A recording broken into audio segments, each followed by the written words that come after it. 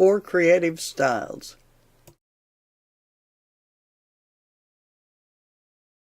The first style is blending.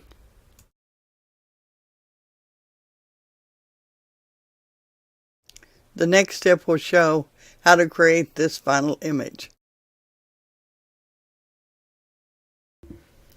First, load your main image into Photoshop.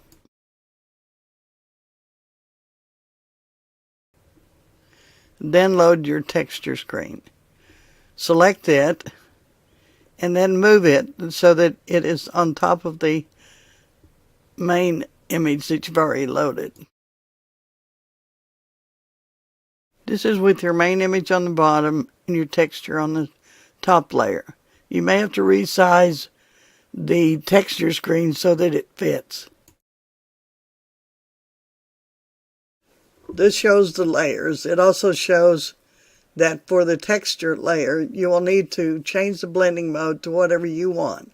I used difference in this particular case, and you might change the opacity slider if you need to lessen the effect.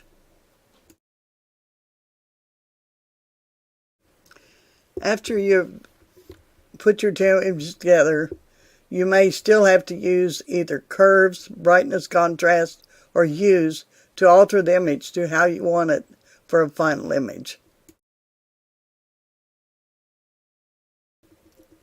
This is my final creation.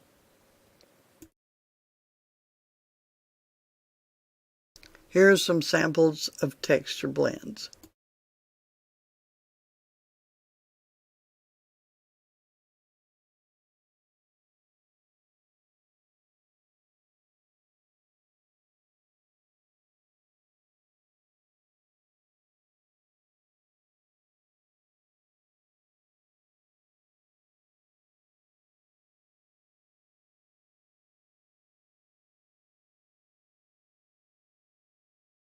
The next style is actions. Actions are pre-recorded Photoshop changes which can be run in a Photoshop program. The next steps will show how to create this final image.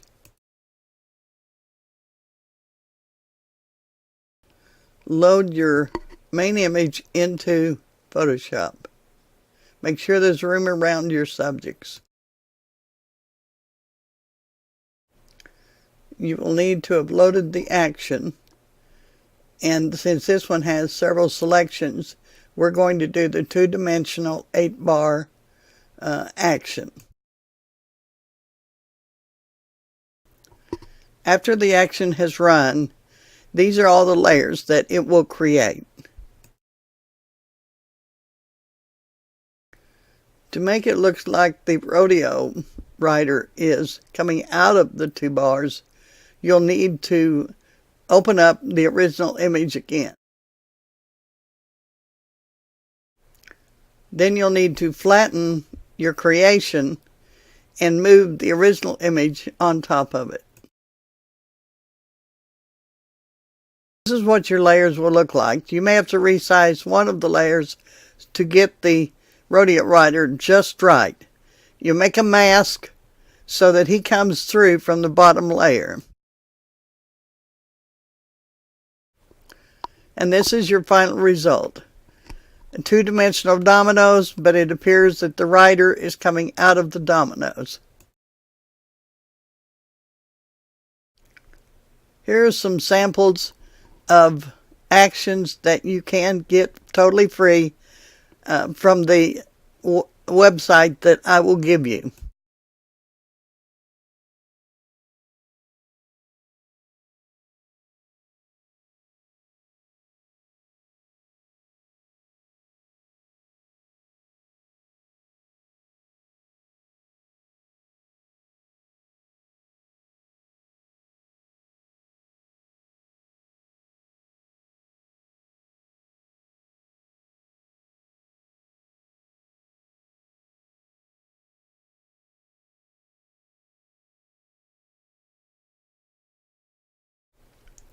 The third style is just simply using a brush but very special brushes to create images. This is the first example of a brush creation using explosion brushes.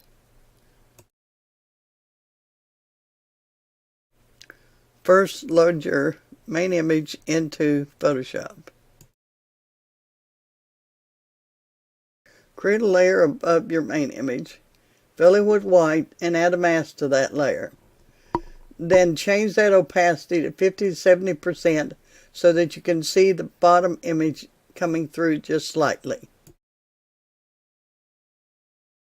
The brushes you're going to use are called explosion or expulsion brushes. I've shown you areas on Photoshop so that you can actually change the size, you can change the opacity, and you can also rotate them. This is the expanded brush area to show you that there are places to rotate again, change the size, and actually change your selection of what brush you picked. This is an example of what the mask will look like. And it may look gray because the opacity has maybe been changed to 50%. Once you have the mask the way you want it, you can create another layer, either using a solid color, or in this particular case I used a gradient, so that you can then copy your mask onto that layer. This is my final creation.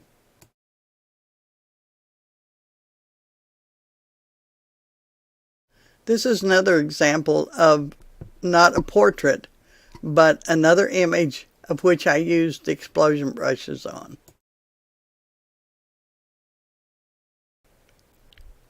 This was my final creation with just a plain beige for a background. This is a different way of using the exploding brushes, as though parts of a person is coming off. First, load your main image into Photoshop.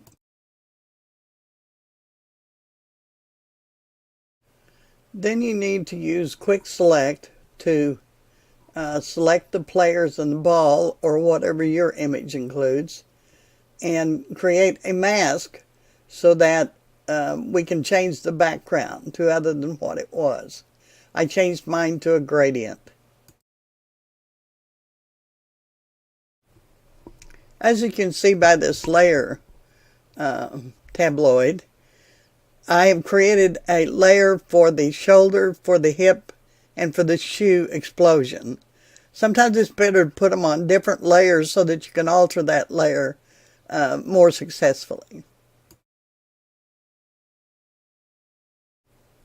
And this is my final image, which shows the explosions, and you always want to use a dropper to pick up the color of the shoes or the shirt so that you have that particular color coming off the person. Here are a few more examples of using a brush for this type of creation.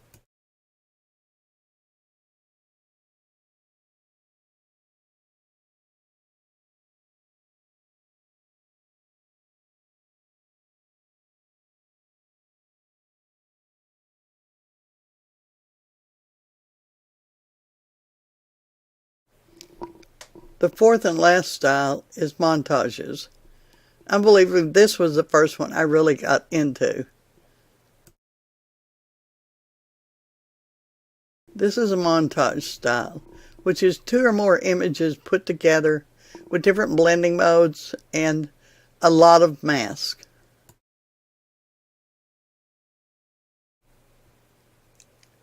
First, load your first image into Photoshop.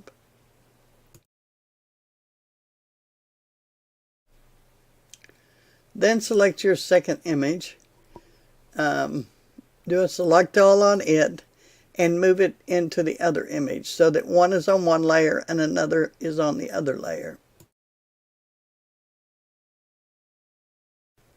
Here are the 2 images put together. The bottom layer is the Bible, and I did change the hue to a different color. And the top is the church, and I did have to resize it for how I wanted it to fit into the montage. Just like with the blending, you will need to select your blending mode. In this particular case, I used multiply, and there needs to be masks on each layer.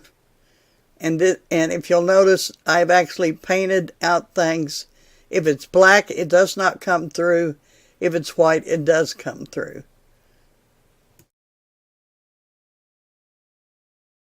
Even after I had my final creation, I critically didn't like the text being visible on each side. So again, I flattened the overall image. I duplicated it with a Control-J, and I put a mask on the top. The bottom layer is blurred slightly. And if you'll notice the mask, the right and left-hand side have white patches, and that's where the blur is coming through to blur the text. And this is my final creation with blurred text and all that I have competed with. Here are some samples of montages that I have created.